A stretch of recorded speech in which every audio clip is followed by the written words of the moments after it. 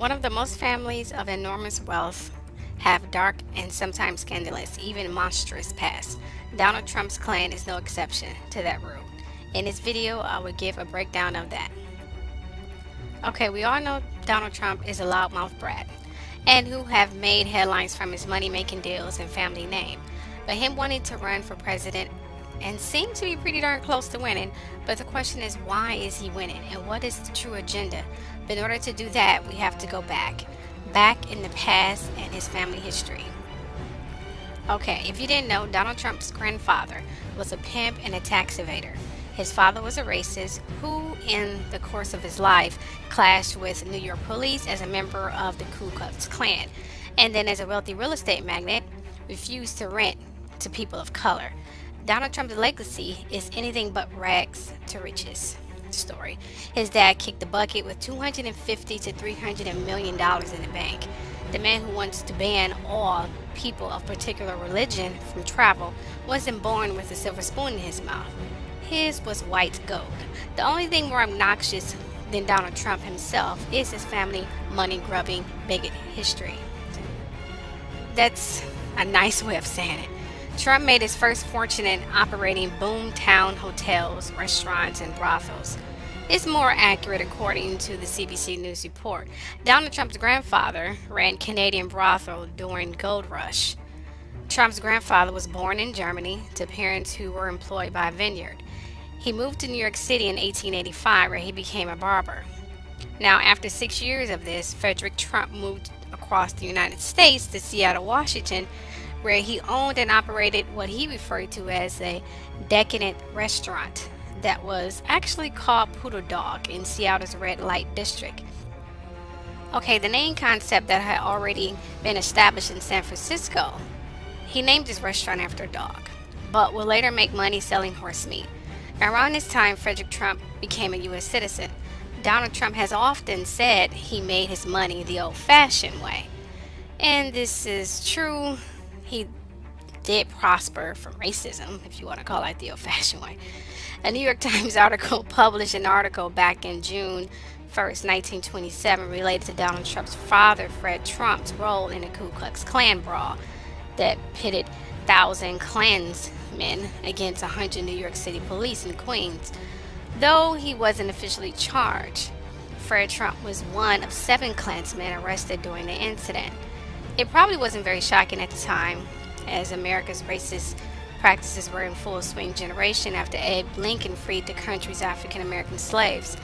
In fact, the mid-20s saw a peak in the KKK activity.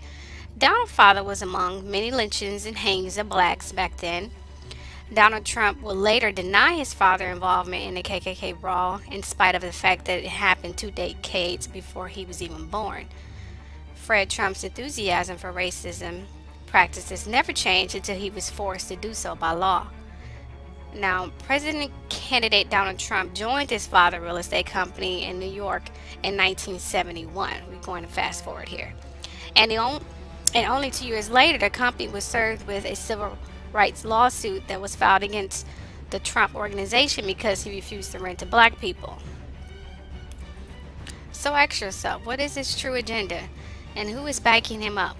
Well, remember what I just said. Donald Trump and his father are part of the KKK. And there's some pretty powerful people in that racist clan. And they've been wanting to get America back to where it was when it was segregated, quote unquote, great again. They believe that blacks are taking over, which is straight bullshit. But whatever. Donald will not be running America if he becomes president. He's only the face of it. Donald is merely a spokesperson for the campaign. He's been known to be a clone as well. And there seem to be 2 Donalds. Take a look at this video. This election, let's talk about the election. You know, as we speak today, it's down to Hillary, Bernie, and Trump. Yeah, but see, you're talking to the wrong person. I never believed there was going to be an election this year, and it's not. Trump ain't got no money. Trump ain't never had no money.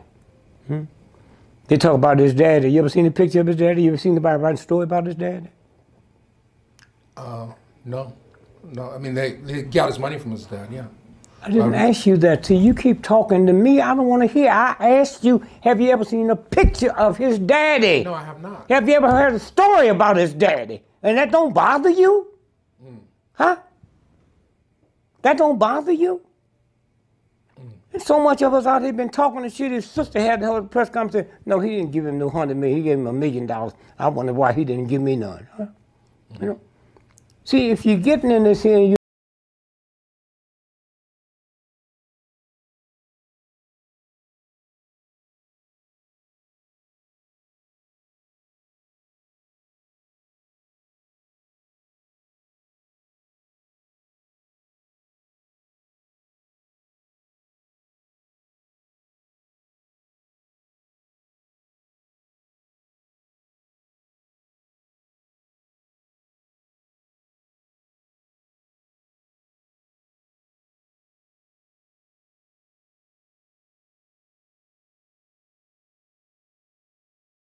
know.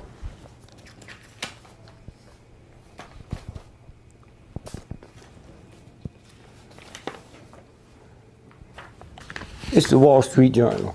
It's one of the most powerful papers in the world. Don't mean it's no good. What's the date? Now, hold it 1 minute. Hold it. Hold it. I ran for president 1968. The election was Tuesday, November the 4th. This story ran Friday, 4, 5, 6, 7. 7. Now, what's the date on that? What paper is that? Wall Street Journal, November 7th, 1968, page Headlines. 6. Election computer goofs gives Gregory 9 million votes. That's why you can't talk to me. I got too much information. I got 9 million votes in the state of Pennsylvania. Huh? Okay? That's what fasting do. Huh? Now read the first paragraph. Some machines just aren't to be believed. Take the big computer in New York that was designed to compile results of Tuesday's general election. All elections are tabulated in New York City. Go ahead. At one point early yesterday morning, the machine was crediting Dick Gregory, the comedian turned presidential candidate, with 9 million votes in Pennsylvania. Now, here's what happened. The energy took over, the computers, and they had to shut them down because it projected me as president-elect of the United States. And they couldn't change it because they couldn't change the numbers. Wow. 9 million votes in one state. I know what it was. They went in there and tricked the machine for Nixon, but somebody put it on wrong and they gave it to me. So I'm going in the election and know all this bullshit y'all read. It ain't true. They did it just like they did that. Huh? Just like they did that. Yeah. The one time Trump lost, he said it was rigged. The few weeks ago. First, there's lost. 2 Trumps. Okay. The one in the red tie is the real one. The one in the blue tie is not. The one you saw last night after the victory was the blue tie. Now, if you would punch up Dr. Carson, Ben Carson, when Trump called him a pedophile, and the next day he joined Trump, and the guy asked him, see, every now and then you slip and say something? He said, why'd you do that? He said, it's 2 Trumps. I was with the good one. Okay, if you all know your history and have read, Donald is known for killing, raping, stealing, conning, and skimming companies, people, and countless others. And guess what? He's never paid for it, and guess what? He never will. Just like George Zimmerman, the murder of Trayvon Martin, and the son of one of the members of KKK, you see they have high people in high places. Now, what Donald doesn't know is that this is a different time and generation, and lots of people are not as racist as these old generation and small, young percentage racist KKK Klan members are. So this idea of him getting elected is a huge gamble that many of the Klan members are reconsidering. But the question is, are they really? Because we have to understand they want the old America back, and as I quote again, America great again.